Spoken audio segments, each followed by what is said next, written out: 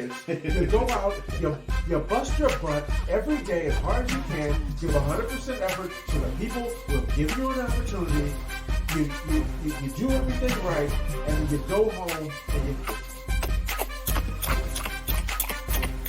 Yeah!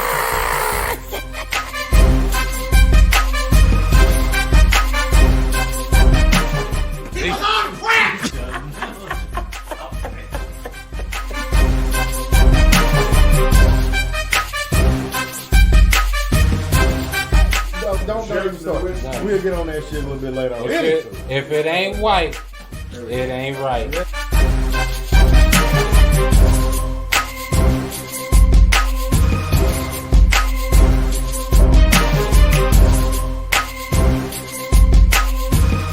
Hello, Clarice. What up, bitches? What's happening? What's happening? What's happening? Man, episode 161. How y'all like my singing? Was it pretty good? No? No. All-star? No. I can sing. I'm the coolest singer on the block, man. I can sing better than Chris Brown. You look like a dude who can sing. I will say that. See, exactly. And Yeah. If it came from his diaphragm. Like off and down in the gut. Love that chicken from Popeye.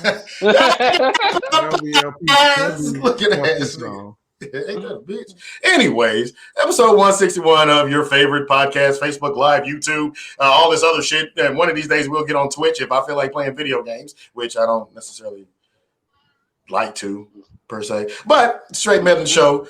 This is me, Bakax Obama. Oh, Gati boy, man. What's happening? What's happening? Is your professor today? He's a professor. Yeah, he's still the professor. He's still the professor. He's still the professor. professor. Change it up with the Cox up there. I only got a couple, man. I keep it between Karate Gati and Gati boy. Well, it's not like I'm using my real name anyways, but fucking shit happens. But this is, like I said, episode 161, that fuck 'em episode. Of course, we got a couple of things to get to today. Again, well, hell, fuck it. How was you guys this weekend? It was a beautiful fucking weekend. How was your weekend? Yeah, it was almost spring this weekend, right? Almost. Shit, I thought it was at this point. Hey, look, man, when I got outside, I think I texted y'all. I was thanking the Texas weather gods for blessing us with a beautiful, beautiful weekend. Right. And I figured that it was gonna be like some type of hailstorm for us to pay for that. You can't have no nice shit. Not for too long, not here. Especially around these times. This is when the weather is super wacky. It'll be 75 one day and it'll be -1 the next. This is very true. Same day. Oh yeah, or in the same day. In the same goddamn day. God damn, in the same goddamn day. You might wear a coat when you leave the house and come back shorts. Come back in shorts. And see, that's what happened to me this morning, right? So right before I get ready to go to work, I look up and I go, okay, well, it's going to be 70 degrees. I look on my phone and I'm perfectly fine. And I'm like, okay, I don't need a hoodie or anything like that because I'm going to be good, for the majority of the day. Man, by 10, 11, 12 o'clock, I was like, wait a minute, maybe I should have wore a hoodie today. It's windy and it's cloudy. Yeah, that windiness mess with everybody because it was so windy. It made it cool in the morning, but mid-afternoon it was warm. It was just windy as fuck. I mean, pulling your car all to the side when you're driving. yeah, especially when you go on the rear and get to moving like that. You're like, whoosh. You say, man, hold on, cuz. What the fuck you doing? Nah, real like shit. real shit. But like I said, good show to get to today, of course. We're going to go ahead and just fucking jump right on into it, gentlemen. First up, we got up for today. This cancel culture, the cancel culture, bullshit. Love it. Cancel them bitches. Well, okay. Why? But why though? So there we go. Yeah. If you've been hopping up under a rock, obviously, especially it started a while ago, but especially with the Me Too movement and a couple other things, like everything some of the things, these motherfuckers, and some of the shit that we grew up on, and you kind of expect it, right? But some of the things that we grew up on, cartoons and whatnot, they're starting to be canceled, like toys. Those are some of the specifics that we're getting into today. But they being, everyone is saying, "Oh man, we need to get rid of them." Like Aunt Jemima gone, Uncle Ben gone, the Lando Lakes gone. Like all these motherfuckers are just gone because it's like, oh, you're, pissing off the culture. The Washington football team or the Washington Foreskins, however you want to word it, they're gone. The Cleveland Indians, they're talking about, all this other shit, right? They gone too. It's going to be in a couple of years. They gone too. You see, so, and, again, I get it from a certain standpoint. I mean, honestly, I just think it's white people being mad because they got to get rid of the Confederate flag. But, I think that's kind of where it's starting at. I mean, but at the same time, they're not getting rid of the Confederate flag, but everything else got to go. I mean, good point. Yeah, but you see a Confederate flag, you kind of see it. That's not going to stop anybody from. The rest of this shit is all like jokes. The Confederate flag is about some business. It's like this shit is real. Let me say that's about some real life shit right there, cuz. And so the first one, Mr. Potato Head, we actually been pushing this off for like the last 3 weeks. Mr. Potato Head, person. That's the one that they recently said, or they started off saying again recently. We need to get rid of Mr. Potato Head because he's a Mr. We want him to be gender neutral and all this. They also had a Mrs. Potato Head though. Yes, bingo. He's married. But again, nowadays that's a problem too. God forbid you say a man marries a woman, right? That's the only type of marriage that you have. It's a potato. Where are we going with this? Where does it end? It is a fucking potato. Let him stick his French fry wherever he wants to.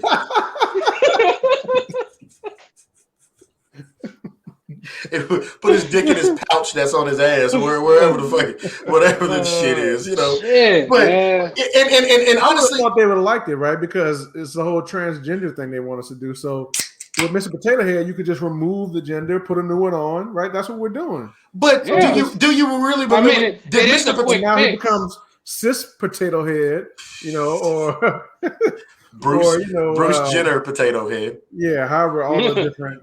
But see, that's the thing though. But did Mr. Potato Head I don't think I've played with a Mr. Potato. Oh God, I've played with a Mr. Potato Head before, obviously. You went down that dark alley all by yourself. and at the same time, I don't remember it having any kind of gender significance. Yeah, like no one, as a kid, I didn't give a fuck. Mr. Potato Head, whatever. Who cares? Right? Okay, Mr., Mrs., buy whichever one according. Yeah, if you had one, which I don't think I did. If anything, it was at somebody else's house that had a Mr. Potato Head. Which, right? I wasn't like, oh, that's what I want for Christmas. Like, I don't understand the significance of him anyway. Right. I guess he's not.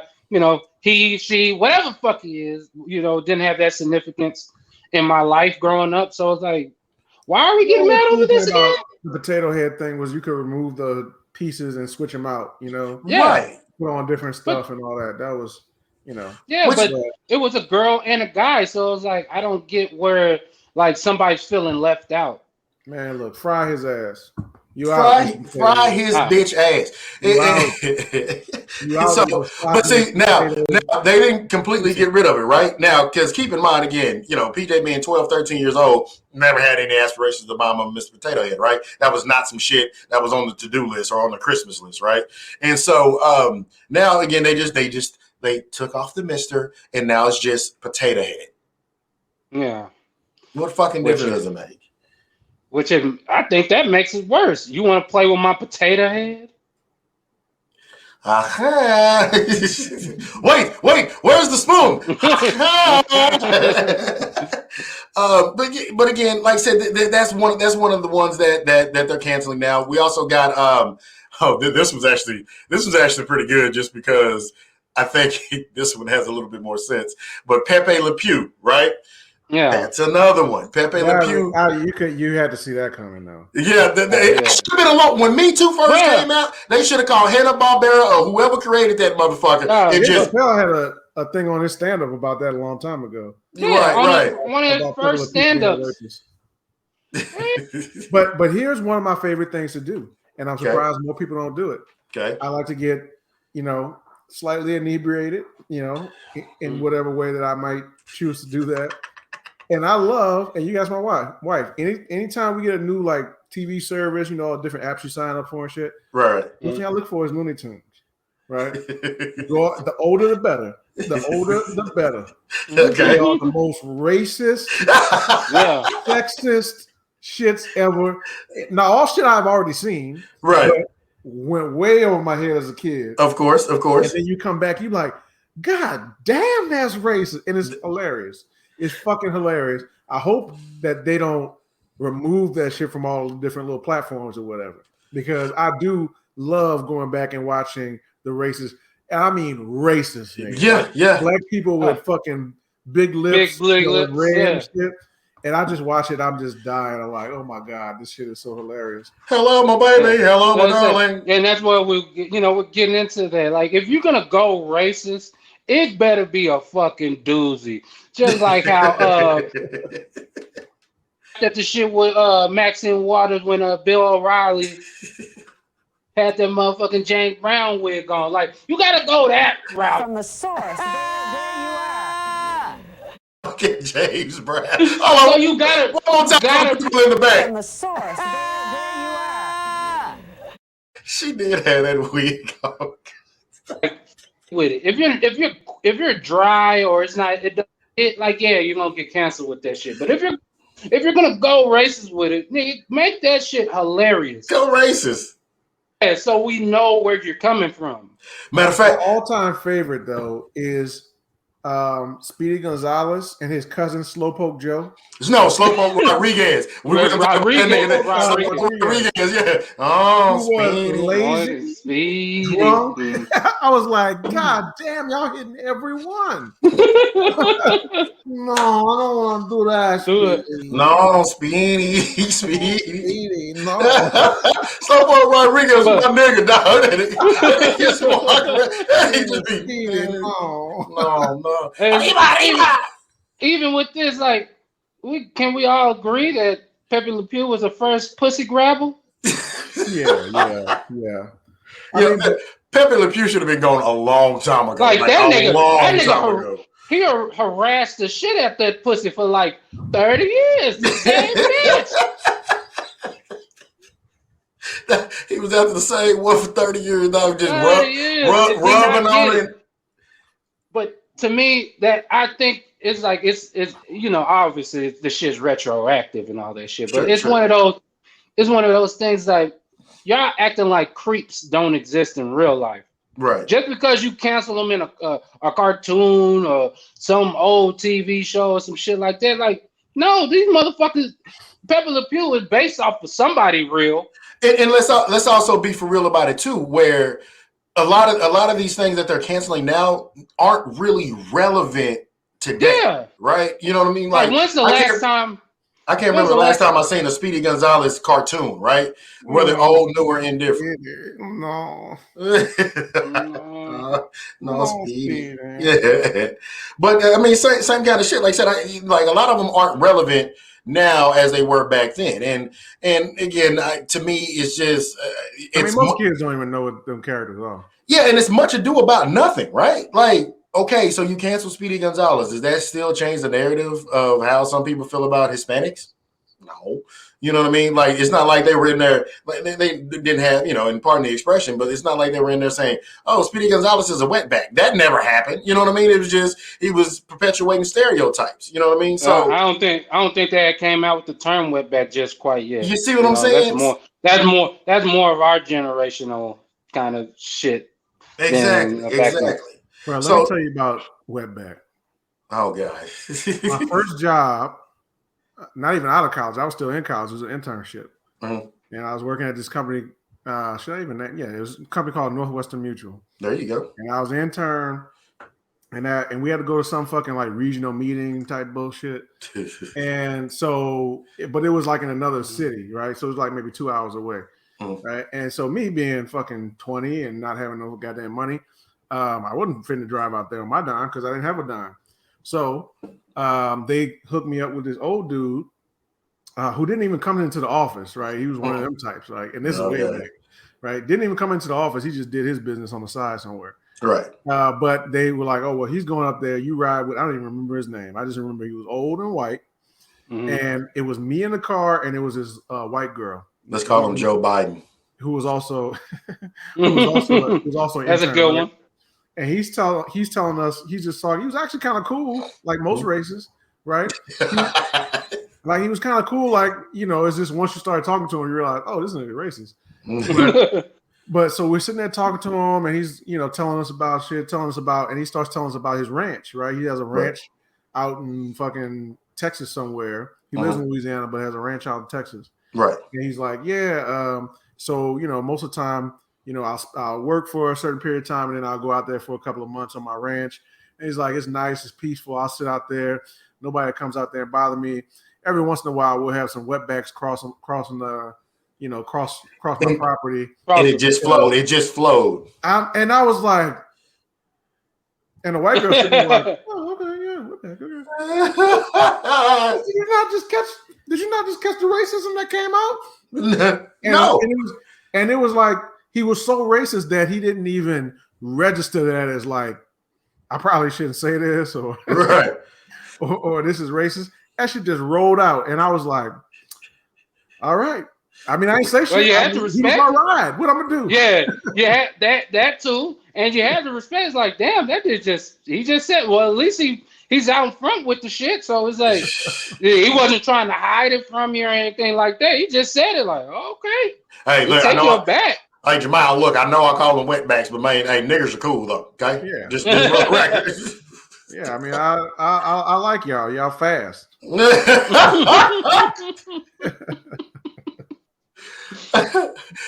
So god damn, it's fucked up. So yeah, Speedy Gonzalez is another one.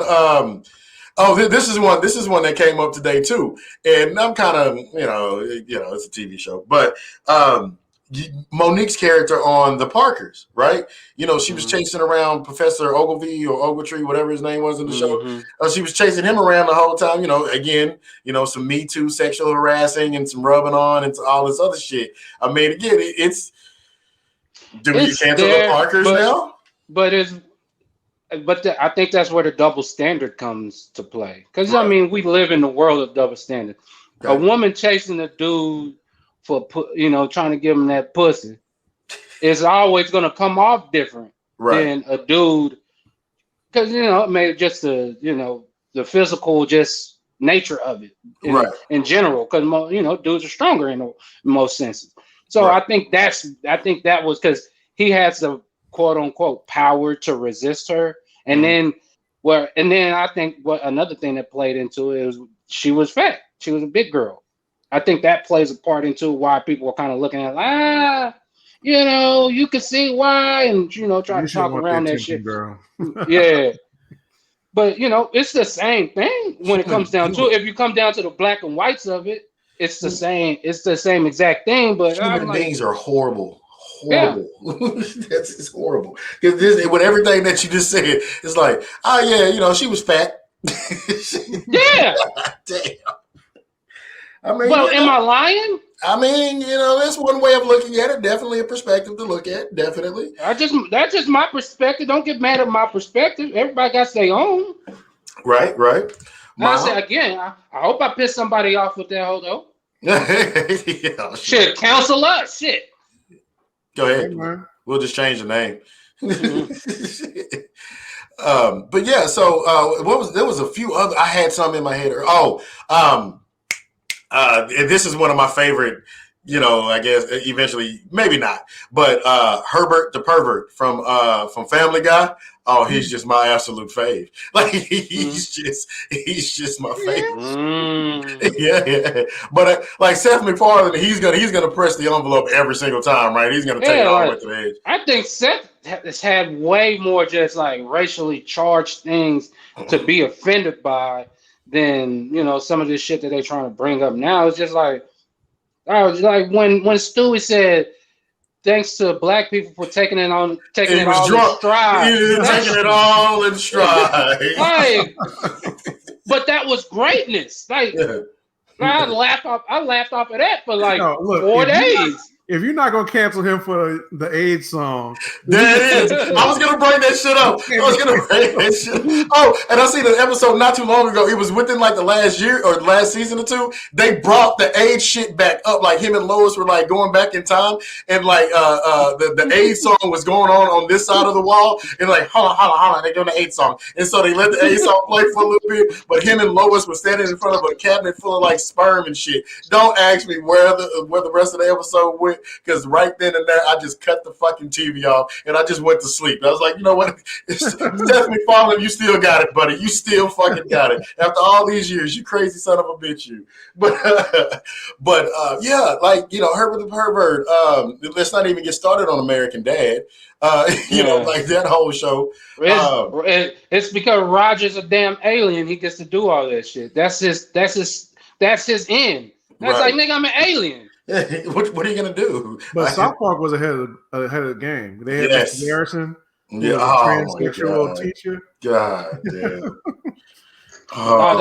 They were like what 15 years ahead of the game with that shit. Oh my god. See, so you can't. And even with Dave Chappelle on the Chappelle show, with the sketch you said earlier today, when they were going back and canceling like Mr. Ed and Flipper, James. I know him as James, the nigga hating dolphin. I know him as James, nigga hating dolphin. Yeah, it's like those type of things that have been out there. Like that lag time is weird. Like, right. We've been knowing about this. This has been in our culture forever.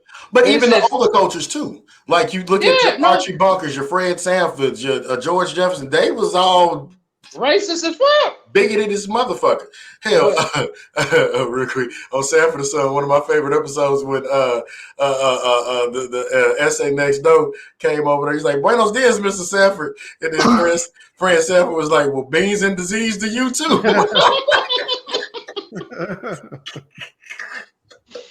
Back then, but everybody laughed because that's a good joke. Right. Yeah, true.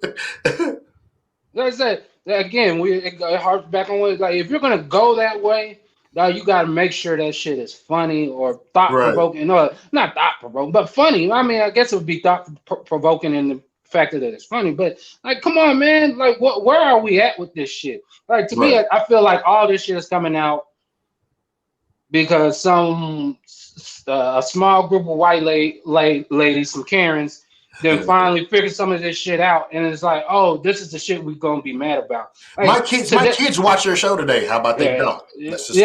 Like, to me, it's like we're in that age where people are trying to find shit to be pissed off about. Right. Not that life already gives us enough shit to be just in general. Right. To be mad and depressed and this and that and the third with.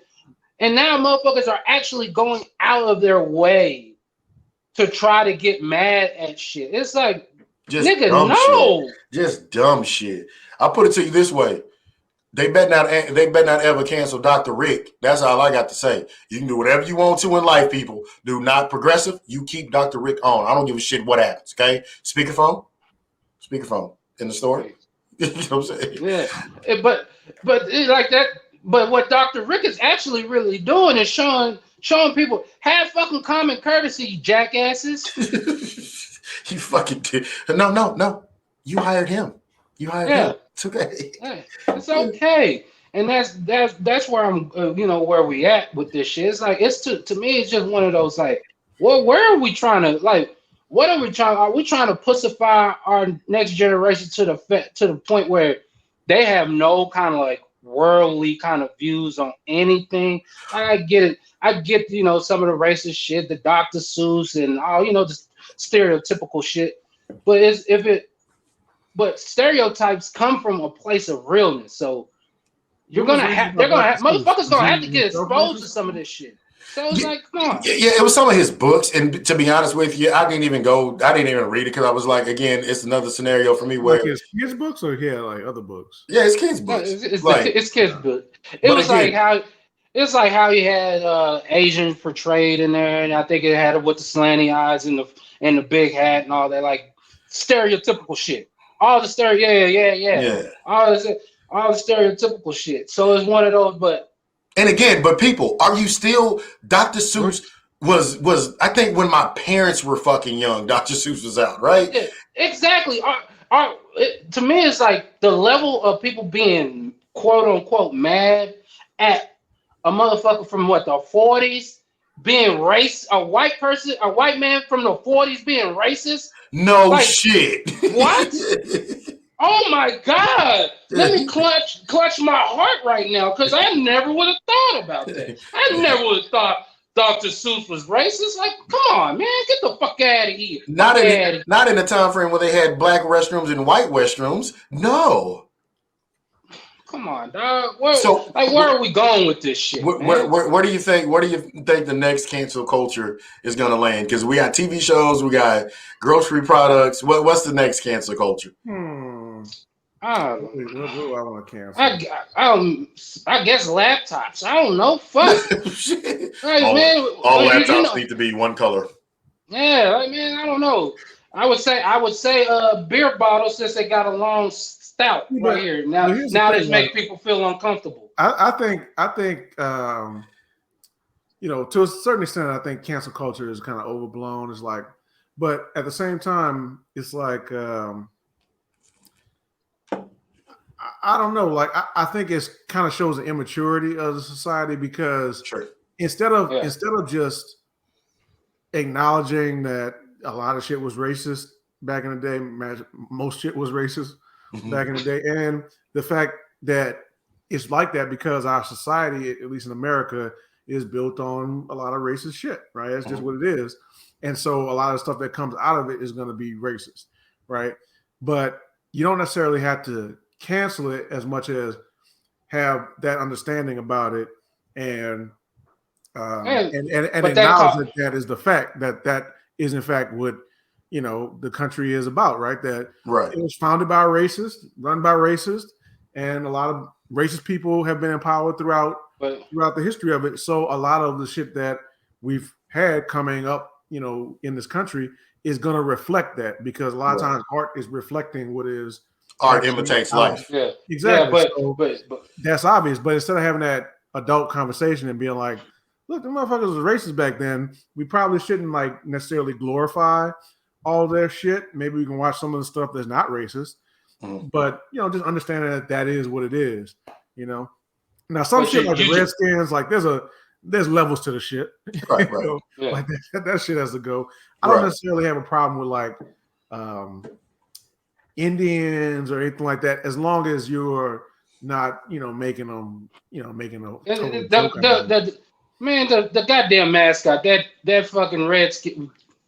Like, come on, man, that hoe gotta go. But what you harped on that shit a little bit, where, you know, we gotta have an adult conversation. But in that same vein, you said it too. It's like this country is immature. So how can we have a mature conversation with a bunch of immature motherfuckers, right? Because it's like that's the back end of that. It's like, yeah, we should. A lot of us want to have this conversation. We're screaming to have this conversation, but a lot of people are immature. They'll get into their feelings quickly or whatever because they felt like, oh, well, I grew up with this.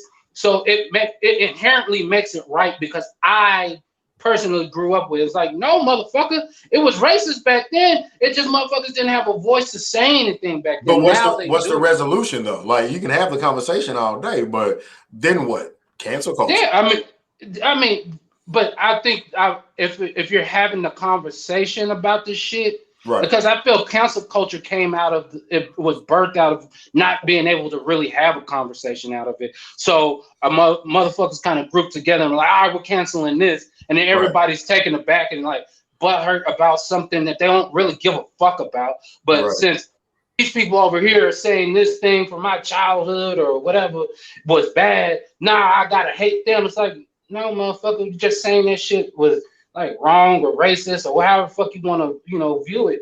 Right. And it just, you got to be able to have that conversation and be able to move the needle in that aspect of just like, yes, this is, and then I think having the conversation will have solutions will come out of the conversation. That's where I think where it go to, but nobody's even trying to have the conversation. People are scared.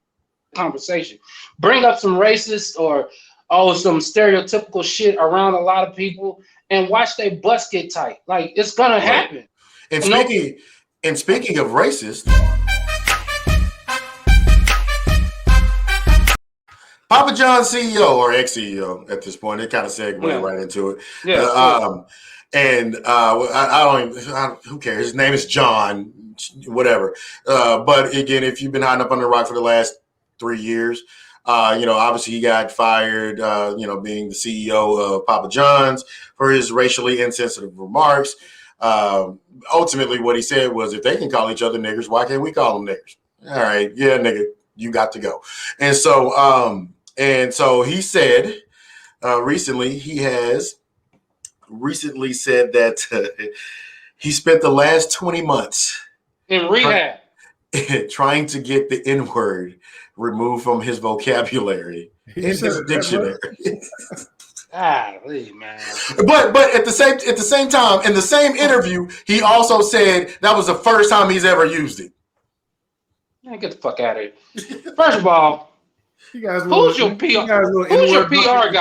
He doesn't have PR every time he says it. Oh my god! Yeah, I got the little swear jar. Oh nigga! What? So what was he trying? He was trying to play the sympathy card, right? That's what he was trying to do, I guess. Yeah, he's trying to, conjure up, because ultimately, like, the interview was about, he thinks there was a conspiracy to get him out as being the CEO of Papa John's, which, okay, whatever. You're piece of shit, anyways. He went on what the fuck network is that? I don't even Owen or OAN. It is wild, nigga. Most people don't even know they have it. They don't even know they have OWN. But turn on OWN, nigga. It's a whole different. Reality. Yeah, it's a different. Reality. Oprah Winfrey Network on? No. OAN. Yeah. Really? Yes. That shit is probably. That shit. If you have it, nigga. I got that shit. Yeah. I'm one of them who kind of want to see what, quote unquote, the other side is thinking. But yeah, man, I don't even know what side they on. Them motherfuckers. I was watching that shit, and they said the California wildfires were caused because Californians didn't rake the leaves off of hillsides, because I guess hills are higher and closer to the sun. Sure. And so if there's a lot of dead debris up there, they'll catch fire. This is what I was like. Did you run this by somebody before you said it? No. That everything's off the cuff. You should probably call somebody and ask them. Yeah, but no, that's the funny thing about it. Like, he was trying to play the sympathy card on being a racist, like, and people are buying that shit because it's of course, because it's the 7 black friend theory, right? Yeah, you may say the N-word and not mean it in a derogatory way, right? But it's like, well, I have 7 black friends and I would never call them that. So, but you said it though. Like, you said it, maybe not in a forceful way. Like, you didn't walk up to somebody like, oh, you nigger. You didn't do no shit. You dumb nigger. Yeah, you didn't do no shit like that. But like, so a black person cuts you off in traffic and you roll past. He letting that hoe fly. Yeah, I knew it. It was a nigger. I knew it the whole time. I don't want to say it, okay, but again, that kind of goes back to the previous segment. Like, man, where are we going with this? Right. Now we got to feel sorry for a rich racist. Right. Like, I don't feel sorry for you because you left with a severance package, motherfucker.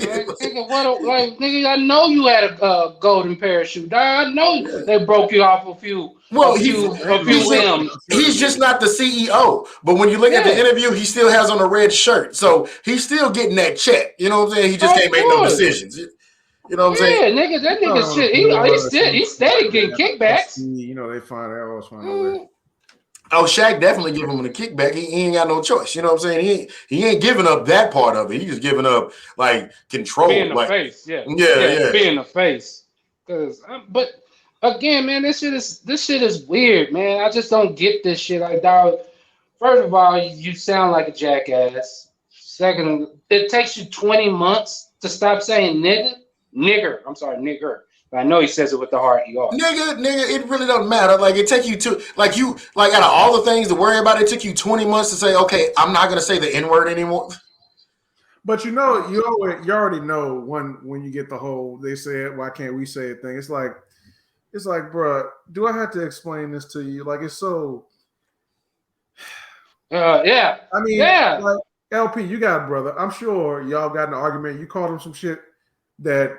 If somebody else called him, it might be. It's going down. You say one thing wrong, I'm gonna beat your ass. Exactly, but you know, it's not the same. It might be the same word. It's not the same, nigga.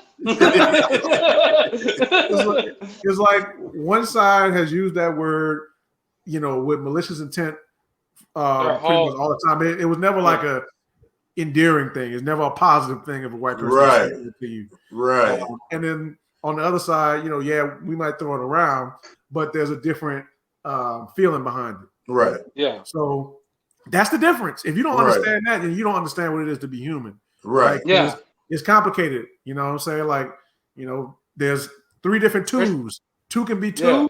It can be 2 or 2. Yeah. I'm sorry, but that's how it works. 2 or 2. And it's like, motherfucker, we didn't make this stupid ass English language, so man, you got to deal with this shit. Right. And like I said, it just again, maybe he has a book coming out. I don't know. But yeah, I just thought that was like, dude, okay, go away. Like, just leave. It's okay. Yeah. You know what I mean? Like, trust me, wherever he goes in society, when he goes out to whatever restaurant or the shopping mall or wherever the fuck he does, he's gonna be okay, right? Ain't nobody gonna run up on him and beat his ass just for saying the N-word, although maybe they should, but ain't nobody just gonna run up on him and do that shit. Hey, you're fine. It's not like you came on this side of the world anyways, dude. Just go away though. But like again, like I said, what prompted him to do this dumb shit? Like I said, I'm not expecting a dumb motherfucker to do smart things, right? Because just because he got a whole bunch of money doesn't make a motherfucker smart. I've met a lot of stupid rich motherfuckers. Smart dumb niggas. Yeah. But, you know, what in your mind was like, yeah, I'll come out and say it took me 20 months to stop saying nigga. They gonna feel the majority of the people are gonna feel where I'm coming from. Right. Like, no, nigga. Right. All I knew is it took me one slap as a kid to know not to cuss in front of my mama now. One slap. That's all it took. What you kid, you would think it'd be a little bit easy. Oh, okay, yeah. If I do that, that's not gonna go over well. Let me stop doing it. It's like he's sitting up rocking at night, like, oh, I want to say nigger so bad. He like Pookie and the motherfucker. What you call it? Saying what the nigga right here on his little shaking and shit. Y'all seen that scene from that show? It's like the Black Attorneys or whatever. It's like a black law firm, and they had the guy on this. This is a TV show. But they had the guy on like a news interview thing, and the guy on the news interview was asking them, "Well, why is it black people can say it and white people can't say it?" And he was like, I did see that. Yeah, and he was like, "You know what? Go ahead and say it. Just say it." He was like, "You know, just say it." Like, yeah, you can. You can say it. Just say it. Oh, that was the smoothest nigga on the planet, Delroy, right? Yeah, Delroy. Yeah, that's the smoothest nigga on the planet. I swear to God, he is.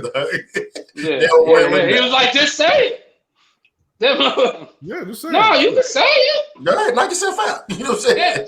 Yeah, literally. Yeah. Knock yourself. Because nigga, some furniture finna be moving. Yeah. Delroy Lindow in my fantasy world. Delroy is God. Russell Wilson is the second coming. Just for the record. Fucking Delroy. Anywho. Segue.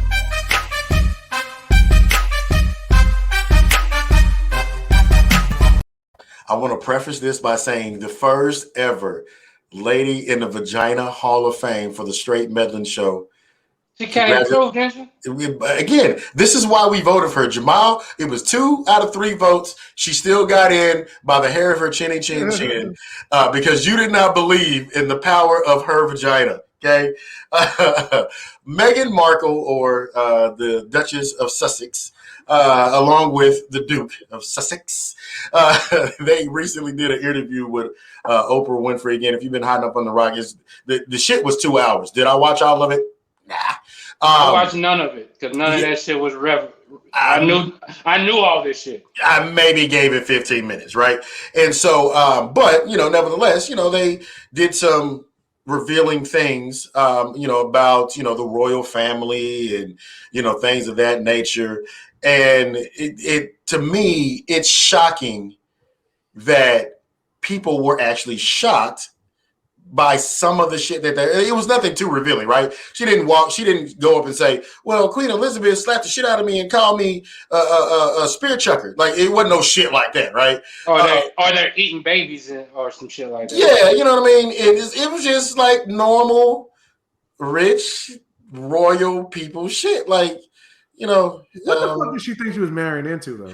What the fuck? Okay, that's my point. Why were people shocked? Go ahead, Jamal. Shit. Yeah, first, from her perspective, this is the richest, oldest white family on the planet. Like, literally, their family was involved in the slave trade.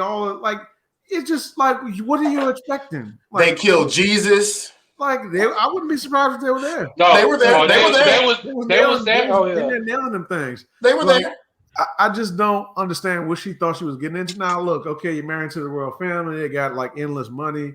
I get it, but one, it wasn't like she was some street hoe. Like, she already had her own money and career, and I don't think she was going to be hurting for money anytime soon. So, right. Now, look, there's a difference between that and endless money. Okay. But yeah, true. But at the same time, like, I don't know if she got some friends or something, but somebody should have told her, like, I don't know if this is a family you want to be in. Like, I'm pretty sure they're into some weird shit. So, right. And they're racist. So, again, like Simon said earlier, they're old. Like, again, it's like, oh, I was born in 1927. I automatically think you're racist. They think they're better set up. Than other people. Yeah, right. Like, just that's the whole premise of royalty. Right. I'm better than regular motherfuckers because I'm me. Right. Because I was born into this certain family with this certain status. I think we're better. Like, God has bestowed us being better. Because, again, you look at the royal family, them motherfuckers look evil. Like, just off of their looks, motherfuckers look evil as fuck. Mm-hmm. Like, they don't even look like they're nice people. They look evil. Right. and they haven't had to do it. Like, and part of my shit is like, again, yeah, like you said, Jamal, like, okay, what were you expecting? Part one, part two is like, I still don't get America's infatuation with the royal family. Like, I hate it. Like, it makes no sense to me. It's because they fucking peasants at heart. Like, anybody who was all into that shit, you're a fucking peasant, right? Right. You're caring about that shit because you're caring about a bunch of people who are important because they say they're important, right? And by the virtue of the fact that you are, following them every day, you agree with them. That, they are important. They are royal. They are special. More special than me because they are them. Right. It's the weirdest. It's a mind fuck. Especially in America. It's like the whole country. Whatever they do got nothing to do with us. Yeah, and then even in England, I think it's weird, but at least they have like a history of it or whatever. But the whole point of royals is we're better than you. You're literally, they still call these people their subjects, right?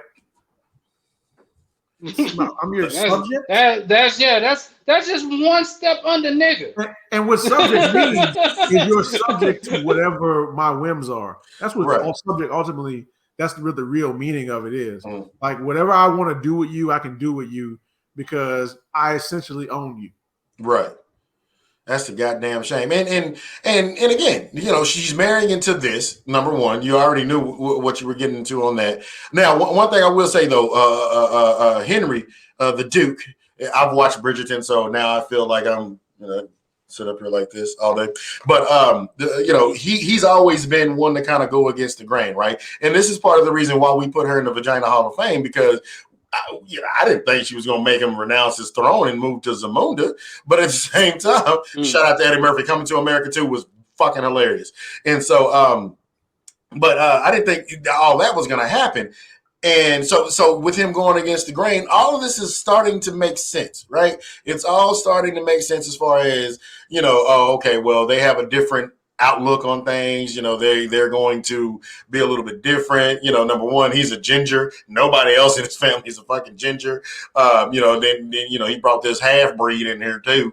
And, you know, so I think a lot of what they're going to do will, you know, be kind of going against the grain. At the same time, it's like, is that baby a half breed? Because she's a half breed, right? Yeah. Well, it's like a core. I mean, regardless. Yeah, that white boy that little boy came out rice skinned. Like for that even to be a motherfucking like topic of discussion with them, like what's the baby's complexion going to be, which is one of the things I've seen was discussed. It was like, really? They seen Meghan Markle. They seen her mama. They seen her mama and was like, "Oh, wait a minute." They thought that boy was gonna come out looking like me. Yeah. Oh, wait a minute. She walked in there with some dreads and a dashiki on, boy. It was a wrap. Wait a minute. Oh, you weren't referring to this motherfucker, Michael? You know what I'm saying?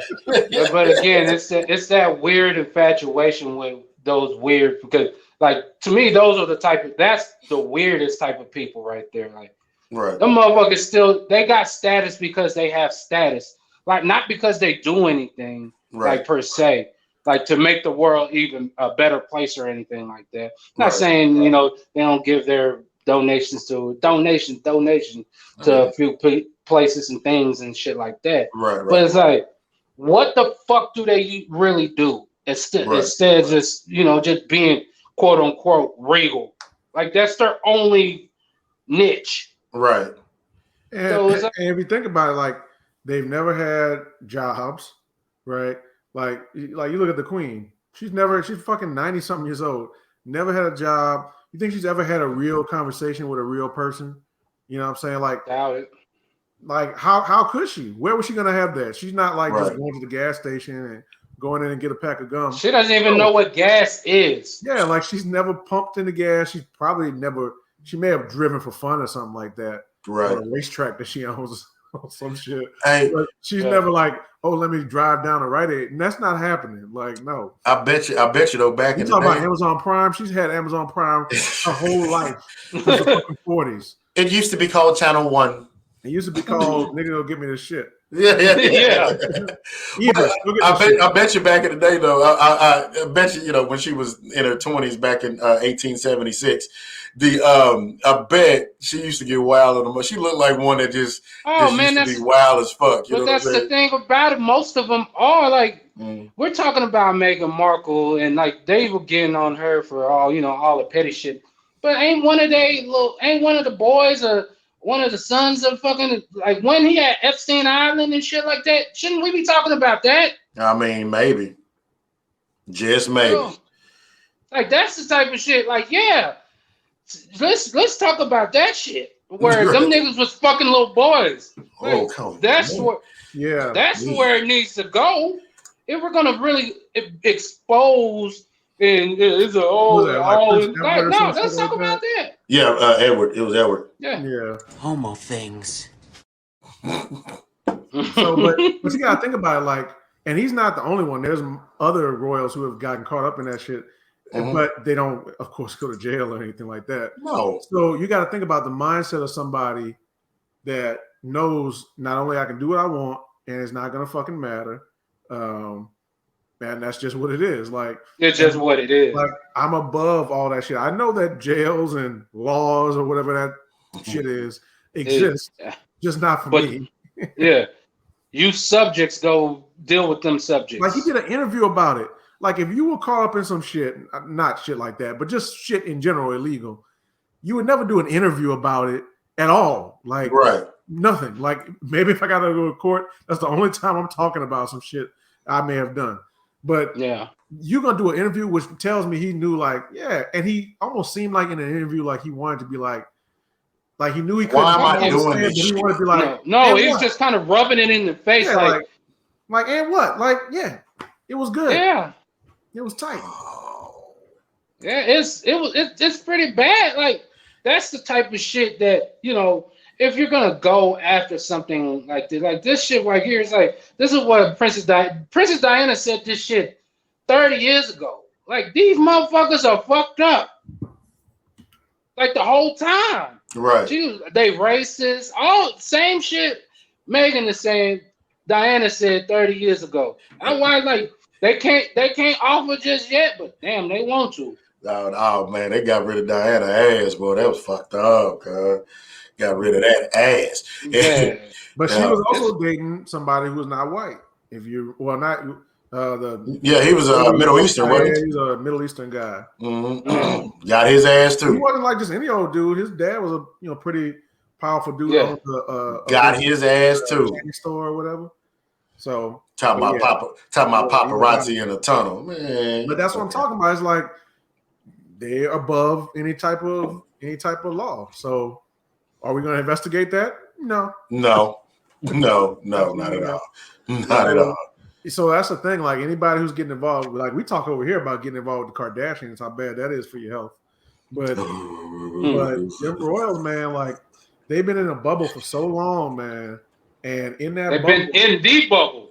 Yeah, like and in that bubble, like it's not just that they think they're better than everybody. Everybody in their bubble is telling them they're better and serving them, and you're hiring, this and that, and all these are all your ancestors. Right. Queen of that, like they think they're better than everybody, and that's why I don't understand why people still are into them. But if you still follow them like that and you're all into what the royals do, they are better. You're stupid. You're stupid. Better than you. Yeah, I'm gonna say that I'm judging you like all the way. Like if you follow them and shit like that, you're stupid. Especially if you live in Texas. You're just dumb.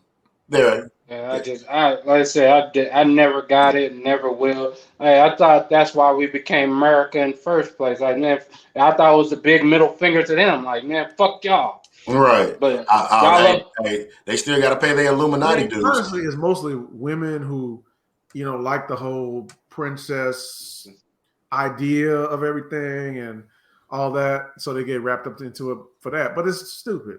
It's stupid. It's dumb. It's not logical. It's not the princesses you want to be following. Yeah. All right, so okay, real quick, since you brought it up, Jamile, because like you said, it's kind of like the Kardashians over here. If given obviously you guys being single, want to preface that I don't want nobody getting in trouble.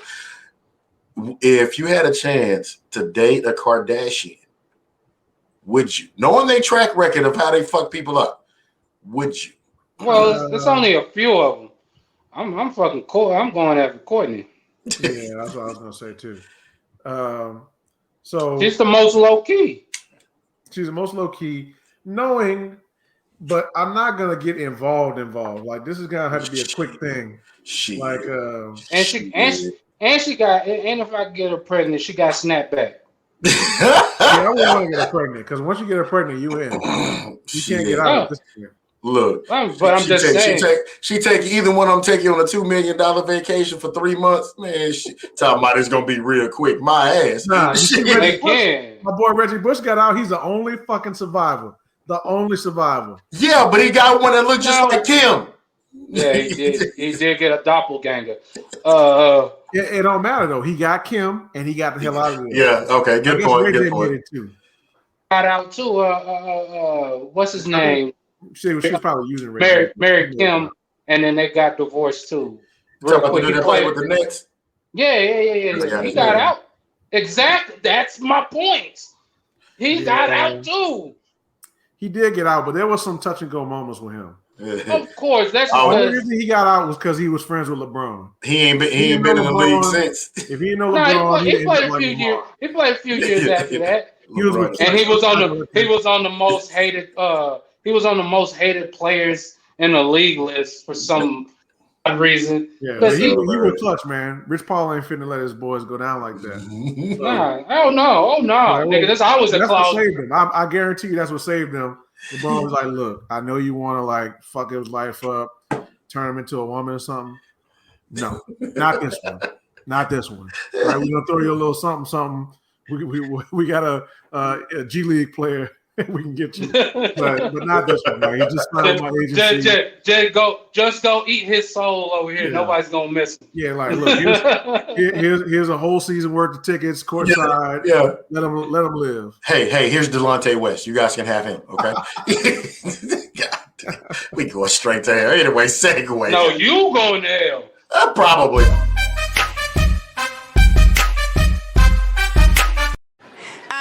Bartender, she been serving them drinks. Sports. Since Simon wanted to talk about, nigga, that's why we don't. What are you talking about? We haven't talked sports in like a month because none of the sports have really been kind of like relevant. Like the Super Bowl came and went. Phrasing, nice Saturday night. But it's a lot of regular season. Don't act like this shit doesn't fucking move the needle where when we're talking sports, this shit does happen. This nigga shit, transactions are always happening every day. Motherfucking Saints over there finagling the fuck out of the cap right now. Ain't cut nobody, but niggas is restructuring and doing this. And they saving 20 on this one and 5 on this move and 2 on this move. They are, and for the record, I love the moves that we made. Obviously, I don't want to get rid of Gabe or Richie. LaMarcus Jones could have been Richie they say he gonna sign back. He ain't re-signed yet, but again, I like nigga, the new league season hasn't started yet. Nigga, what does it start? The 11th? No, what's today? The 9th. It starts, I think, the 17th. All right. Well, if I'm not mistaken. Before we get into football, let's talk NBA All-Star game that just happened this past weekend. And the reason why I want to talk about it is because, again, with COVID and the bubble and all these different sporting events and things like that, I think they're starting to find a new nucleus, if you will, right? Because how that All-Star game went out with everything being on one day, I think you can make a very good case of going forward, even after COVID and crowds coming back and things like that. I think you can make a very good case of that happening every year, where you at a certain time, you start this, then you do this, and depending on the dunk contest, I don't think the best dunkers in the league are going to be doing the dunk contest again ever, right? But do the dunk contest, doing halftime, let the players rest a little bit, come on out there and enjoy the shit, finish up the rest of the game. I thought that format for one day was damn good. And it just, because there's no need in watching it Friday. Then, I got to come back, watch it again Saturday for this. And then, I got to come back again and watch it Sunday for this. But they are trying, it was called All-Star Weekend, so they were trying to take advantage of the whole weekend. Sure. But again, I mean, save money, make money. I mean, I don't know, the numbers, what the numbers look like on Friday nights for the NBA or Saturday nights for the NBA. But again, hey, I think get it all done in one night, man. I think everybody goes home happy. You know what I mean? It cuts a lot of the fluff out that that unnecessary bullshit that they have with the celebrity game. I'm not saying that shit is not somewhat entertaining. Sometimes it is, but most of them motherfuckers can't hoop no way. So what the fuck are we watching a fucking rec league game? Just because we know these motherfuckers' names. They had the best ratings that they've maybe ever had. I rated everything, even that bullshit Royal shit that was going on. Right. So, but I think that's because, like, when you have all these different, you got this event, and then you got the rookie sophomore game, and then you got the celebrity game, and then you got the dunk contest, then you got a skills challenge, then you got, it's like, you start splitting the audience. Like, right, people are not that interested in all that shit. They right. Check in here and there, or whatever. And then by the time you get to the game, it's like, all right, I mean, let's finish. Sensory overload type shit. It is. It really is. So they might actually have stumbled onto some shit where it's like, get all this shit out in one day, and boom, we good. So that's better for the players too, because I used to always, and Chris Paul used to talk about this, like he was like, nigga, this is a lot. Right. He was like, for the players to be going from this event to that event to that event. Right. It's not really a vacation. Interviews here, we got to play this game and that game, and then do this challenge. He was like, man, look, this is supposed to be an all-star break, and I understand we got to promote the game. Right. But at the same time, like, you got I want to chill. All come back exhausted. So right. Oh, so just because I'm playing good, I'm rewarded by having to do extra work. Meanwhile, Tim Hardaway Jr. sitting at the crib. Yeah, that's why them niggas didn't got a whole week off. They didn't got a whole week off. What games don't start back up until Friday. Man. Look, listen, I done told you. Listen, Tim Hardaway Jr., same thing I said about Harrison Barnes, man. They're great guys. They're solid NBA players. Again, I hope he has a long career. I promise you. I truly do. He got to get the fuck off my team, though, because I need him to be 2 or 3, and he's more like a 4 or 5, right? I can almost promise you Tim Hardaway Jr. will get a championship by the time he retires. It's just not going to be with the Mavericks, him being the second or third option. Not going to happen, buddy. Not. Go to the Spurs. Fuck it. They'll find a way. Spurs always know how to use them. They find a way. They find a way. Nah, he got to go back to the Heat, man. He got to go back to the Heat. Tim Hardaway Jr. never go to the Heat. Tim Hardaway Jr. never played for the Heat. Tim Hardaway did, though. Oh, yeah, you got to go back where him Pappy played. Yeah, fuck all that. Anyways, but yeah, so like I said, the one night I think was good, and the game kind of went the way I thought it was.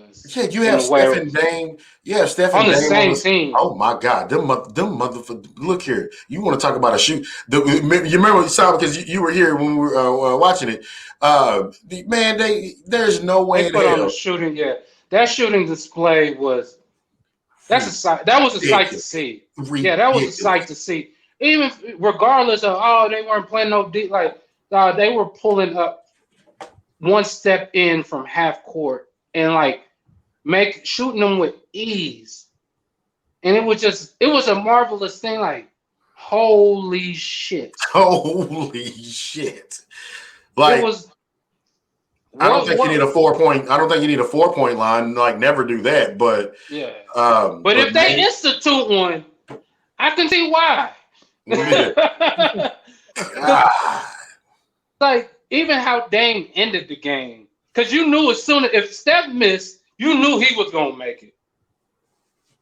Exactly. And he pulled up, down.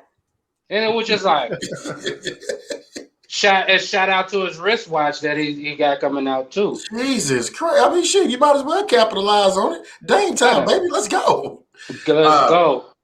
But hey, here's the deal, though. Hey, Milwaukee, you have a problem because Giannis. That motherfucker should not have won the MVP. What the fuck? He had 30 some odd points and he did not miss a shot. Milwaukee. Nigga, they were all dunks. Listen, I'm talking to Milwaukee right now. Milwaukee Bucks. Here's the deal: if you put the right team around Giannis, damn it, you're gonna win a championship. He's never gonna miss a shot. Well, this is how I feel about Giannis, and like I think he's a overhyped number 1. I think he's really a number 2. Mm-hmm. That's right, though. You put the right pieces around him, he won't miss a shot. Yeah, but it has to be it got to be somebody that is going to be more dominant, quote unquote, than him in a way where it's like, no, the tempo goes as this player goes, not as Giannis goes. Because Giannis' tempo it's only great for the regular season. It's not great for the postseason. So like the thing with him is in the postseason, first of all, you're playing pretty much all good defenses. Right. When you get past the first round. Every team is a good defense, and they're not just going to let you get to the rim. Like, even if you're cold as hell like Giannis, you're not getting to the rim. They're going to build that wall, and they're going to make fucking Pat Connaughton beat them.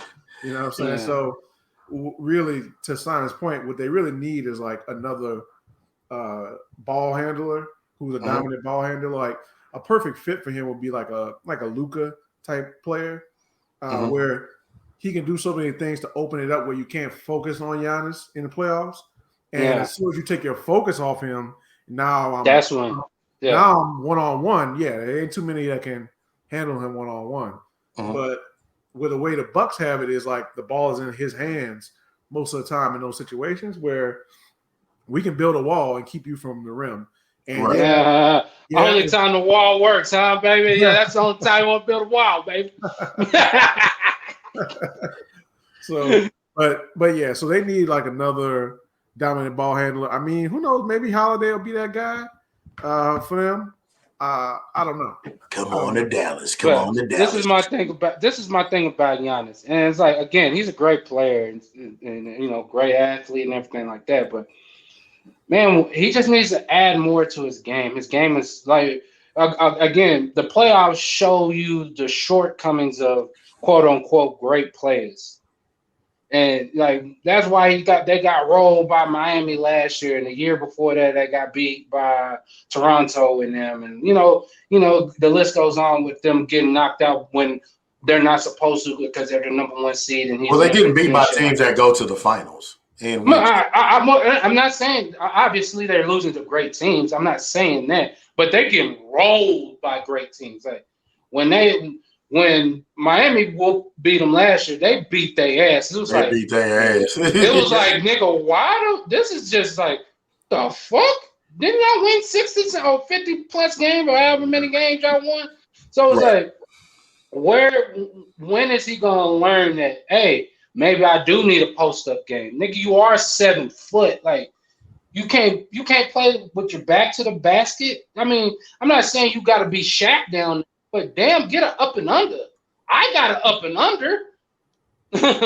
Right. Hey, come on, man. Let's work. Let's get on your footwork, shit. Man, fuck that. That's all nice, but it may not matter, man, because them Nets, they loading up, baby. Let's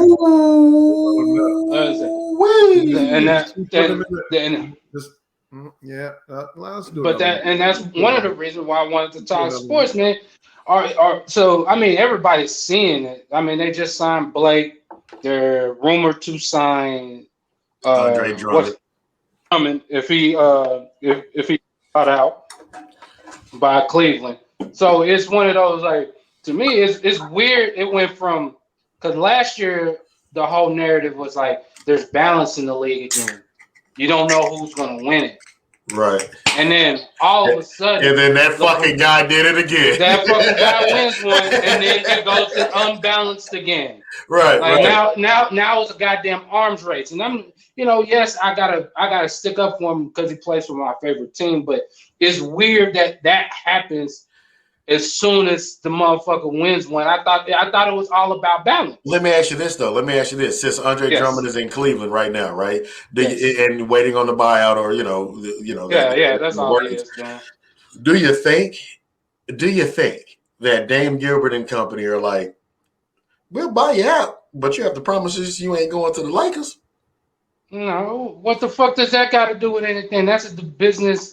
I get what you're saying, but I don't even think you could put those type of stipulations on some shit like that. I'm not necessarily sure. I will pay you to get your ass drove, because I gotta pay you anyways. I will pay you to get your ass drove. All you gotta do is say yeah, and then go sign with him. Like, it's not like he can't stop you. Right. Even if you had to agree to that, there's nothing to hold you to that once the papers are signed. Right. I'd be like, yeah, I won't go to the Lakers. And go to the Lakers. Because the thing is, he would be a perfect fit for the Lakers. Because one thing the Lakers did lose from last year was athleticism as a big man. Because with Dwight leaving and McGee he's in Cleveland as well. It's like I said, Marcus, he's cool. He's a savvy vet, but Jesus, man, when the game is like this. Oh yeah, you gotta take him out. You gotta take his ass smooth the fuck up out of there. At least with McGee and they can run the floor, they can jump, and they're that rim runner because this year with AD being out, I can't even remember the last time the Lakers threw a lob. Right. And also shout out to Doc Rivers too for making sure his players didn't play in the All-Star game on Sunday too. You know, he got them niggas up out of there. Good job, Doc. Good job, buddy. Maybe you'll get another one here very soon. You know, maybe you'll get another one very soon. Hey, quietly kept them niggas playing well. Yeah, and this kind of like finally getting to that point where they're kind of reaching that potential. And they've been good like the last 2-3 years. Like they've been a good team, but now you're kind of starting to see what you kind of hope to see out of especially Embiid. And then Simmons is he been killing. Yeah, so it's gonna be for once in the East is gonna be some dogs at least at the top. Well, yeah. Well, honestly, I don't like if we were to make a prediction today. I don't know who would come out of the East. Like to me, it's health based. Like okay, yeah, you know what I'm saying. Like because Durant's still not healthy. Yeah, like if you don't have Durant healthy or Kyrie is not whatever, they probably can survive Kyrie because they got Harden. But to get there, but they might need Kyrie to win it to help them. Yeah, it'll help them put them over the top. It'll help them put them over the top. But yeah, it's definitely them two teams at the top, man. They loading up. But because now we can finally say is Boston Fugazi now. Like, I'm not saying that. I think they're Tatum and Jaylen Brown are good players, but is it time? Yeah. Is it time to just kind of say like, nah, they're not exactly what we thought they were. Don't get me wrong. They're skilled players. Right. Both of them. It's a combination of everything. It's a combination of everything. Like one thing I will give Danny Ainge credit for is like he always tries to find something, right? And he gave them a few years. And he even blamed himself this past offseason. He's like, hey, look, man, it's me. It's all me. But it's a combination of Danny Ainge, trying to make shit work. And then Brad Stevens, let's just start calling him overrated as a coach. And then because he was the boy genius for what 2 years or so. Right. Talking about, I think we had that conversation at one point where people were like putting him up there like Popovich, Brad Stevens, Eric Spoelstra. I'm like, what has he done? The fuck has he done? Just because he won a couple series, that doesn't mean. Yeah, you didn't even win in Butler. What was he? Was he at Butler? Shit, like you didn't win there. Yeah, Gordon Hayward. At Butler. And Gordon Hayward missed that Hail Mary shot at the end of the game to win the game. That's like his saving grace right now. Right. Yeah, but Boston won that swap out they did Kemba for Kyrie. That has not worked out for them. Right. Kemba hasn't been horrible, but he's got a knee thing going on. So it's just it's hard. It's hard to have a veteran point guard that really truly isn't a point guard, right? Like that's why you can plug and play Chris Paul into anywhere. He's a veteran point guard that he will be able to do whatever role he needs to do. But Kemba Walker isn't that type. He's like a Baron Davis. He's like a Baron Davis type of point guard. Yeah, he's a scorer, but you already have two scorers. Right. You don't need him to do you need him to distribute the ball, calm the young niggas down, and keep it moving. But and get that bucket when the team needs that bucket. Right. It's okay if Kemba Walker ends the game with 5 points and 13 assists. That's fine. You know what I'm saying? Yeah. Like that's the type of thing he needs to play. He like that's an excellent voice because I think Kemba's still trying to average like I gotta average like 17 to be effective. Like no need to average 10 points, 9 and 5 rebounds, and that's probably when you be your most effective. Right, exactly. And like I said, I didn't think Boston was going to make any noise anyways. One thing with the trade deadline coming up too here soon, I don't remember the exact date, but look out for where Kyle Lowry goes. If he goes anywhere, look out for where he goes because they're talking about him to the Clippers. I think that's what I saw. Which is what they need because are we finally going to say that? I don't know what. I love Pat Beverly as a dog. Like he's a dog on the court, but the nigga is not that good. Like I'm not. You got your money out. Like nigga, you're not a point. You're just like an overrated 3-and-D guy that got your money. Right. And it's like, man, I'm happy you got your money, but it's like, nigga, outside of playing defense, which he doesn't do well like he used to anymore. He just fouls. Yeah, he's scrappy. He's scrappy. Yeah, he's scrappy as fuck, and you're not making your shot. It's like the only reason you out here is because they paying you what $20 million a year. Right. Because if they were paying you $2 million, nigga, you would be at the end of the bench. That's the Tyrone Lue special. Yeah, but I don't think they're gonna trade him, and the main reason is he's been such a big part of their franchise. At this point, with only half a season left on his contract, you're not gonna get anything that's so great that you just want to like throw that away. You know, right. So like you're gonna get a second round pick, or maybe if you're lucky, a late first, which is a second round pick. But is it a okay? Now, if you want to give me a player, like Clippers got one or two young players who are decent, who they don't really play because they got so many like vets. Right. If you want to give me one of them young dudes, plus the draft, plus the pick. But do you give it? You do you give it up for 30 games? Do you give it up? Do you give it up for Fred Van? Because Toronto is basically on some we're a part of the Van Vliet game right now. You know, let's pay him.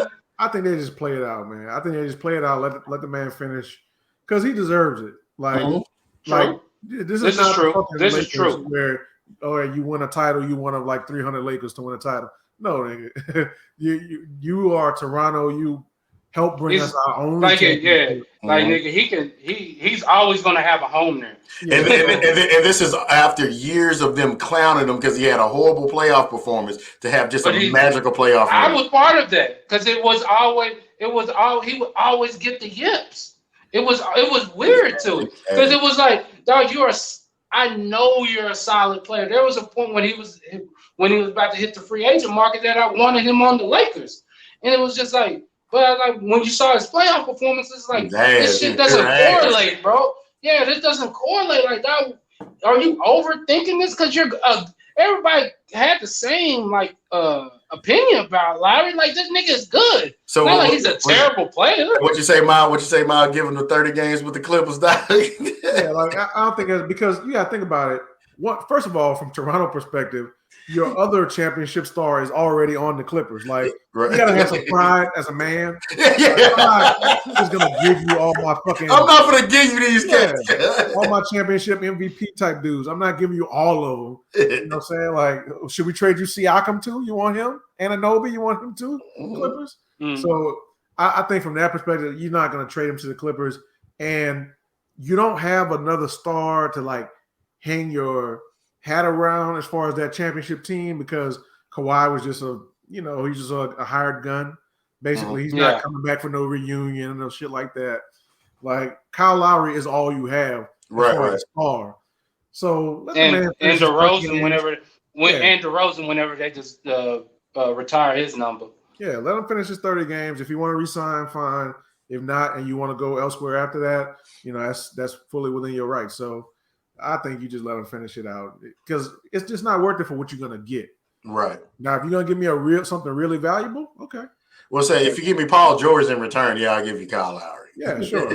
You ain't doing that. That actually might be a decent trade, though. Maybe, just maybe. So yeah, football.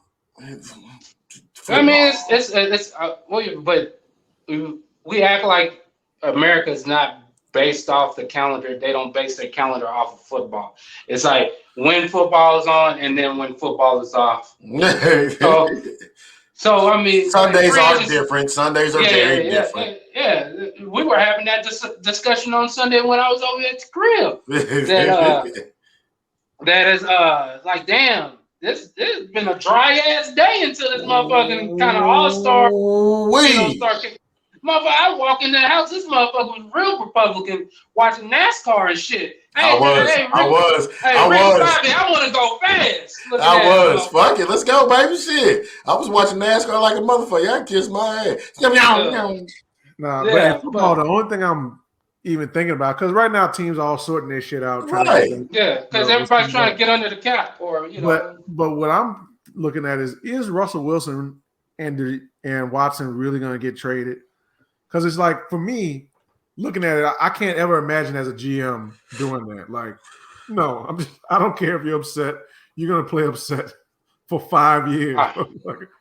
Yeah. But that's the G. And you got kind of look at it like this in a way.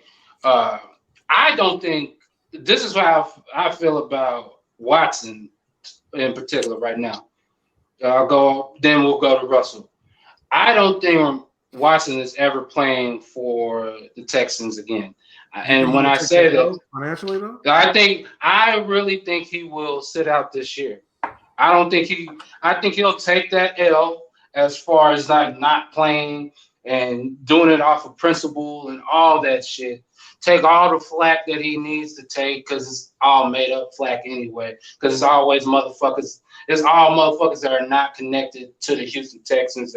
Because once the locker room, and we've seen this shit already. Once the locker room was like, yeah, well, he right, and like, well, Watson, motherfucking Andre Johnson, and all these kind of big names of the franchise was like, no, Deshaun Watson is right.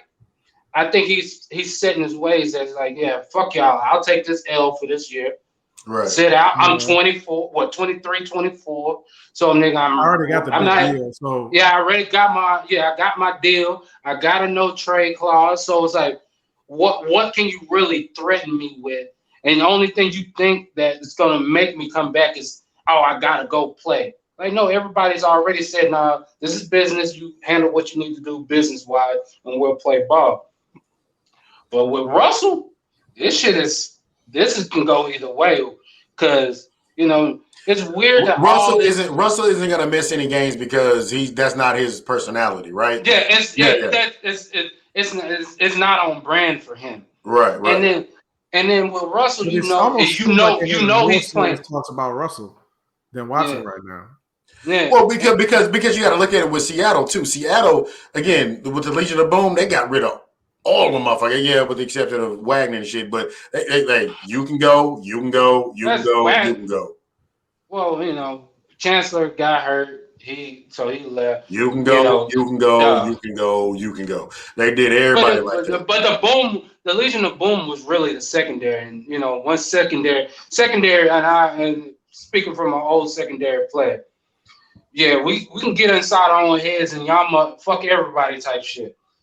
But with Russell, it's not on brand for him to miss games and shit like that. But right. I thought it was funny of who the teams he actually said he would be, willing to go to. Right. He said the Raiders, the Cowboys, the Saints, and the Bears. To me, this was like a 50-50. This sounded like some marriage shit. Like two franchises that their quarterback situations in flux with the Bears and New Orleans, and then two other franchises with their quarterback is not in question. But would you make the deal? Would it be really worth making the deal for him to bring him in, taking on his paycheck, giving up the assets you have to give up, and quarterback is quote unquote not your biggest problem. So it was like you had to kind of think about that. It's like, yeah, good point. That is a good point. More football reasons, which I feel like Chicago and New Orleans, and I think those were Russell's picks, and two of them were Sierra's picks as far as market wise. Like if come on, man, don't give Mary Magdalene that much credit. Listen to me. You're trying to cut me off before you even hear the whole. Because I know where you're going with it. No, listen. Look, what do you mean? No, if Russell Wilson and Sierra go to Vegas, you don't think them as a power couple, him on the field and her in some Vegas fucking casino ain't fucking tearing up the strip? You're fucking losing your mind. We saw how that went with Carmelo and Honey Nut Cheerios, and we see that did not work out the right way. Again, don't try to put what other motherfuckers do with them. That's apples to oranges, man. They're actually they went into it with a plan. That plan got fucked up, but them motherfuckers are still together right now, right? Yeah. Oh, who? Honey Nut Cheerios now? Yeah. Questionable. Nice titties though. Yeah, exactly. But my thing is, I feel that it was all a business. Obviously, it was a power move by Russell that he could say that shit because he has a no trade clause.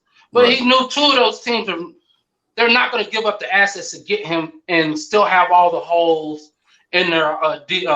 And to your point, yeah, Chicago and New Orleans does make sense just because, Jamile, do you really want Taysom Hill as your quarterback or Russell? No. Right. And then Chicago obviously has a quarterback problem. They've been having that same problem for 58 years.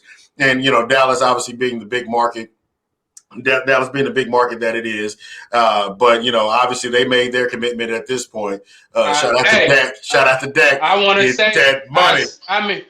Got that bag. And motherfuckers, this is what I want to say to everybody. Motherfuckers laughed at Dak for turning down the 5-year deal last year. They laughed at him. Why are you turning down this money? Dak got exactly what he wanted the next year. After he money up, 40. I see he worth 40 now. When the new TV deal hits, right? It's chess, not checkers. Plus you got to add in that franchise money he got last year, that $35 million. Right. He's gonna in these 2 years, he's gonna clear $105 million. 2 years. Man, come on. You gotta give this shit done. God damn. I saw the play. I saw it. Man. If he was franchised this year, it would have taken it down to what, like 89, 90? Right. He still would have got 35 and like for teams like that, like for example, Jamile, your team, well, Drew Brees, I guess is coming, but you're like you're in that kind of influx, right? And it's like, look, man, when you have a good quarterback, a good solid quarterback that doesn't fuck shit up, you have to pay him that money regardless. Because like I say, you guys are stuck in an influx right now in New Orleans, right? Yeah, when I look at it different. Like I look at the Raiders as being, because the Raiders have some holes. Like he talking about Seattle defense. Like the Raiders got some issues too. Right on defense. Yeah, of course. I think he's looking at the Raiders as two things. One, I get to stay close to where I'm already at, West Coast, North California, right below Seattle. Right. Right below Seattle. So that's one pro. Like you ain't got to move too far. You can still get back to whatever house he currently has on the weekends or whenever you got time, right? And then two is on the strength of John Gruden. Like you got a real coordinator, right? People are sleeping on how many players really like John Gruden. Yeah. I don't think if it was Vic Fangio there that he would be interested in the Raiders, right? I think mainly a play on I believe John Gruden to put me in the right spot, right? He's quarterback friendly. Yeah, the same thing. Like Sean Payton, you probably even better, right? As far as and the thing about Sean Payton, he always prioritizes protecting. Like all 5 of the Saints linemen are first round picks. All 5. Right. So he always prioritizing. If you look at the sack numbers, like they barely give up sacks. Like there's been seasons where they've given up 9 sacks, 6 sacks in a season. Damn. Right. So I think he's looking at that, looking at the weapons, Mike Thomas, Kamara, all them boys, and saying, okay, I can do something with that. Plus, they have a good defense. They're probably the most complete team of the ones. Saints probably got the best top to bottom roster in the league. Like that's not even boosting. Like the motherfuckers are good at damn near every spot. Side note: when I see Sean Payton do like this, when he reading that, what you got to go? Touchdown, baby! Here come a touchdown!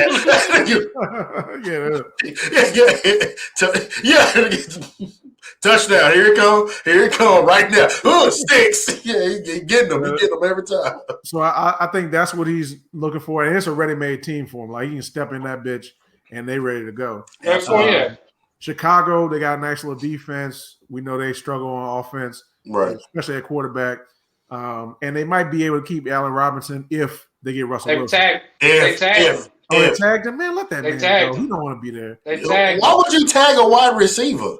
Because that motherfucker cold. Yeah, and the thing is, here's the thing. Like for them, if you want to get Russell Wilson, you probably should keep him.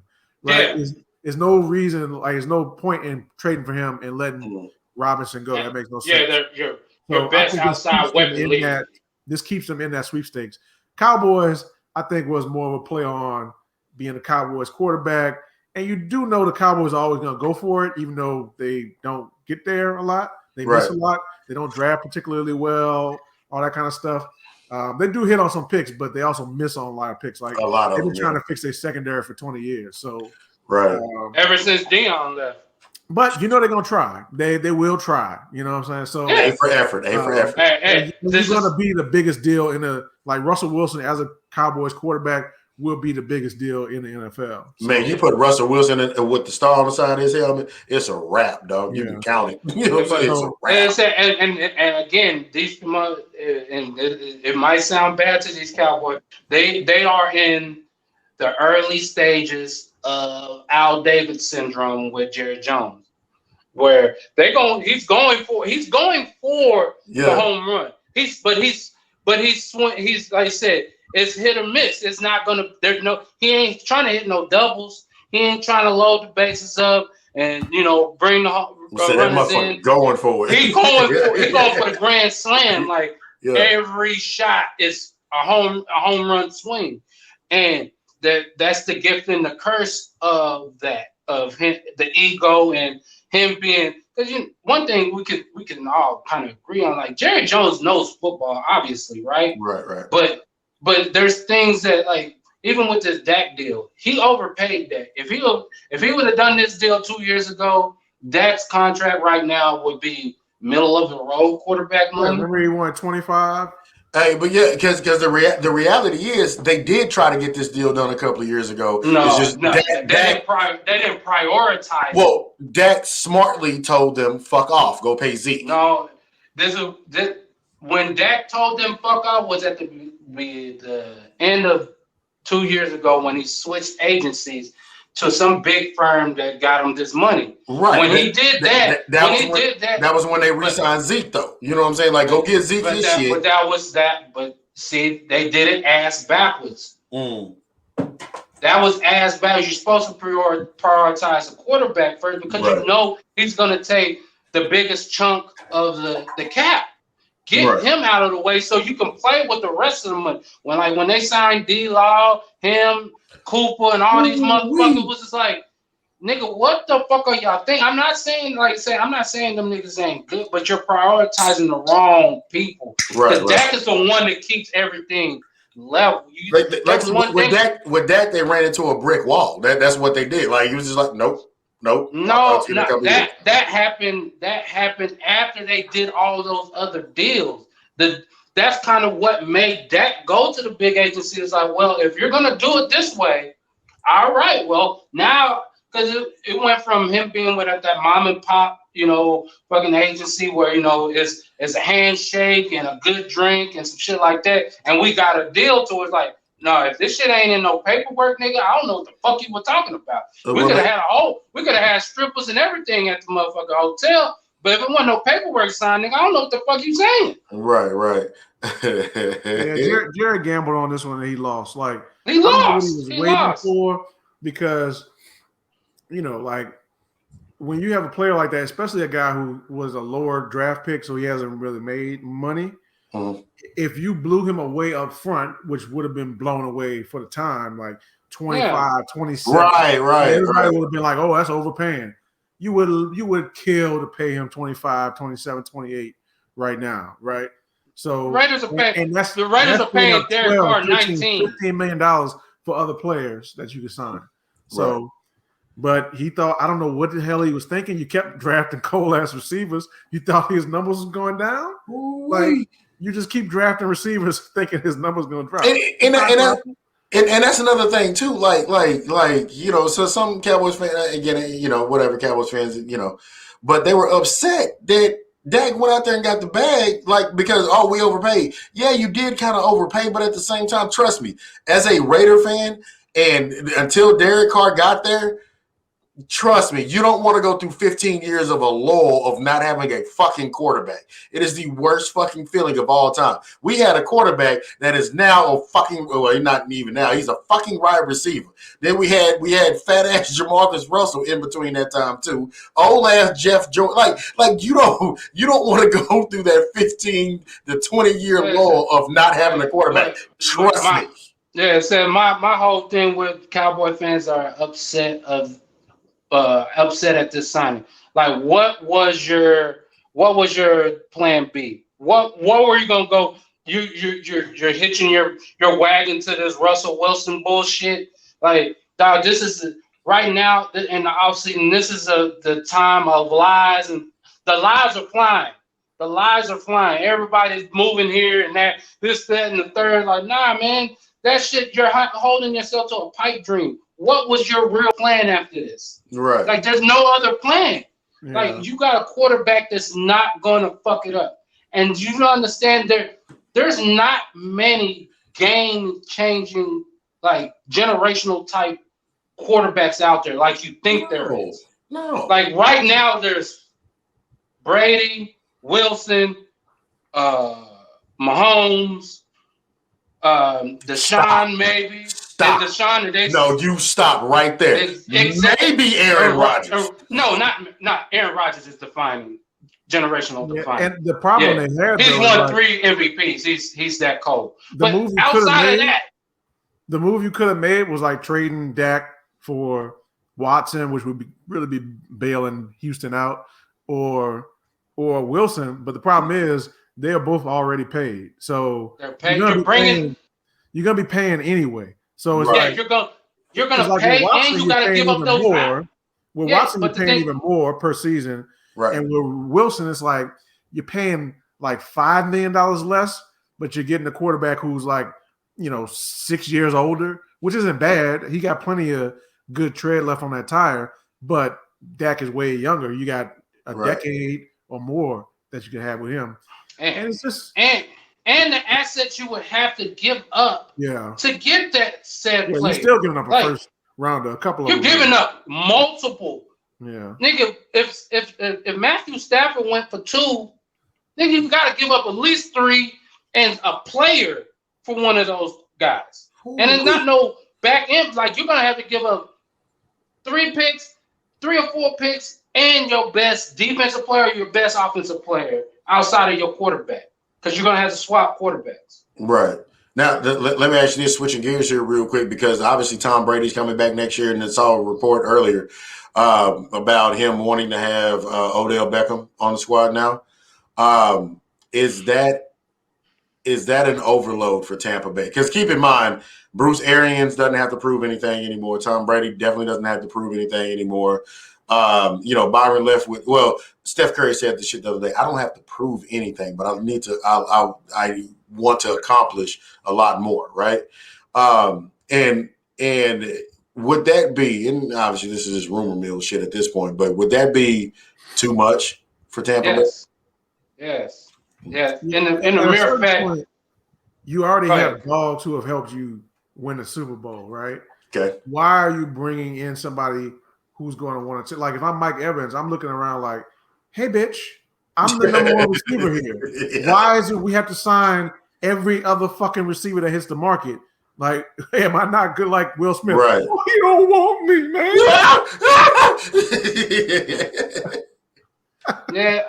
It would be overload, but one thing Tom Brady has shown that he's excellent at kind of managing egos, because even this year when you had Mike, Godwin, and AB, you never really saw no clashing. Even when they were going through their lull in the middle of the season, there was never no, like, nothing ever hit the wire, like, motherfuckers upset on targets or this, that, and the third. But I would think it would be overloaded. In mere fact, it's like, that's not what you need at this point. Like, running back or this or that, like, let's go after prioritizing what we really need. And I get it.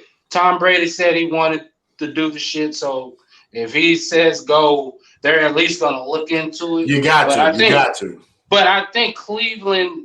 But what are you going to trade? I think would rather draft a young guy than bring in Odell. Like, off of injury as well. I'm not saying Odell ain't going to come back, but this is my thing. But why pay all that money? Well, go ahead. I'll let you go first. Yeah, and I think this is what I said. I think Cleveland really saw what Odell's value was in the playoffs when they lost to who the hell they lose? Kansas City, where they couldn't get they didn't have anybody that could go 90. Right. And Odell, whenever he touches the ball, I don't give a fuck how you feel about him or whatever. Whenever he touches the ball, you never know what this motherfucker will do. As far as he can take a hitch and go 85 in a blink of an eye. And they had nobody on the field that could do that. They had no game changer. They had a lot of solid ass players. Not saying they don't, but they didn't have that game changing player. Right. And that's why I feel they saw that. Even Odell's probably saw it's like, oh, these motherfuckers still need me because they need that extra oomph to get over the top. Yeah, I just don't, because you're gonna have to give up something good for him, like a first or a second or something. It's like you can bring in a young player that's gonna help you for years to come. I know Tom Brady, everything is about next year because it's probably gonna be his last one. I'm pretty sure the league is fitting to concuss his ass up out of here. They don't have to drag him up out of there. Oh, he will be drugged up out of there. Trust me. If you play in the NFL long enough, you will be drugged up out of there. No, there are no exceptions. They don't care. It's Troy Aikman, Steve Young, Brett Favre, all carted off the field their last time. So, anyway, but it just doesn't last year, okay, you had Evans, Godwin, but first of all, Evans and Godwin had been there together. And then you brought in Brown, who was just trying to get his shit back together as far as his career. Yeah. So it wasn't like he was going to come in there like, oh, I got to get 100 balls. Like, you just trying to have a nice season and play football again. Hit some incentives and keep him moving. Yeah, and so, I mean, I would either want to bring him back because I think that's the right mix. He's towards the end of his career. Nobody's about to make him a number one option again, mainly because he's not reliable enough in terms of his personality. Like, you don't want to be counting on him showing up on Sunday. Right. Showing up, I mean, like, literally getting to the stadium. I don't mean like showing up as far as, playing well. He's gonna once he's on the field, he good, but everything in between then. So I think I would run that back, especially since it's such a short-term thing, right? If Brady was a little younger and had 3-4 years left, maybe. But it's like, why don't we use our draft picks on young players that can help now and then just bring AB back for another year, and we'll see what happens after next year. If Brady retires, we're done with AB and you can move on with your life. So I just don't think it's necessary. And I think Simon made a good point. I think the Browns need Odell. I don't think they're so good that they can just walk away from him because Landry's nice, but he's a chain mover, not a game breaker, Yeah. And that's what aggravated me last year so much that, they call Cleveland is better with Odell. It's like, nigga, when are you better with when is this team better with when an all-pro is not on the team, like out injured? That makes no sense. Don't get me wrong, their flow got significantly smoother, but it wasn't his issue. It was y'all issue. Yeah, it was one of those like and that may have gone there a run with him on the field. He just got hurt, so exactly. I think it was finally like the roles were finally started to define themselves. Like, because I felt like when we all called Baker started playing better as well. Yeah, because he knew he understood his role. Like, man, just distribute the ball to these players and let them work. I don't have to be the superstar. Like, I'm the quarterback, so I'm gonna get money and shine and all that shit regardless. I don't have to be the super. I don't always have to make the winning play. Just make the play. So I think they started understanding that more. And again, it's like, you don't get better when you subtract an all-pro. And it's like now I think they understand what each player's role is, and they're adding and subtracting guys that are needed. Like, even in the backfield with Chubb and jeez, his name is slipping my memory. Kareem Hunt. Kareem Hunt. Yeah, him, Chubb and Hunt. That my point.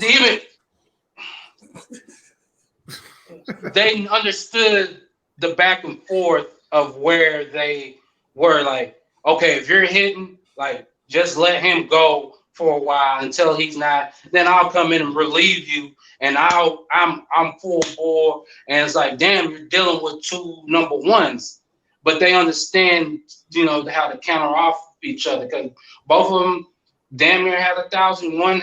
Chubb had 1,000, and Kareem Hunt had like 1,000 total yards this year. It's like, that's a great tandem. Mm-hmm. Like, and I think they understood, like, Cleveland, you're a running team. You got a better old line. Like, you're a running team. Everything is better off the play action. And the motherfuckers that you want off of play action at receiver is Odell Beckham. Because if it's off of play action, he's most likely going to be one-on-one. Mm-hmm. And nobody can cover that motherfucking one-on-one. No. Now, obviously, too early to make predictions for NFL season because ain't nothing really happened other than some cuts, and the new season hasn't started yet. But I will say this: I am intrigued by the season that's coming up next year. Definitely was not expecting Tampa Bay to win this motherfucker this last year. Jamile, we know how you feel. At the same time, but I am intrigued. You know, again, I think there's a lot of different teams that I think can win it this year. And shit, that's how this shit started last year too. But you know, obviously, yeah, we'll see. Like, honestly, good job this year, NFL. You know, again, kind of like what we were talking about earlier with the NBA. You know, with the All-Star game being on one day. Hey, look, NFL, just get rid of the preseason. I get it.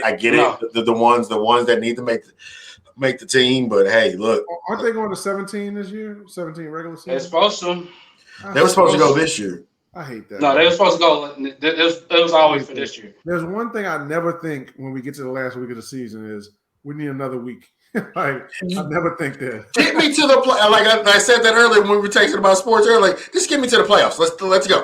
Okay. Now I get it, bubble teams and all this other shit. Get me to the fucking playoffs. That's all I care about. Let's get to the playoffs and let's see where you at. You know, they already expanded the shit. So right. But Tampa get in. Well, there you have it, ladies and gentlemen, boys and girls, just of all ages. Division. Are you upset because man? Well, come on, just say what you're gonna say. Episode 161. Somebody's mad. Trey Medley Show. This your boy ALP. The other one is Gati. Who that? Fuck 'em. We out this bitch.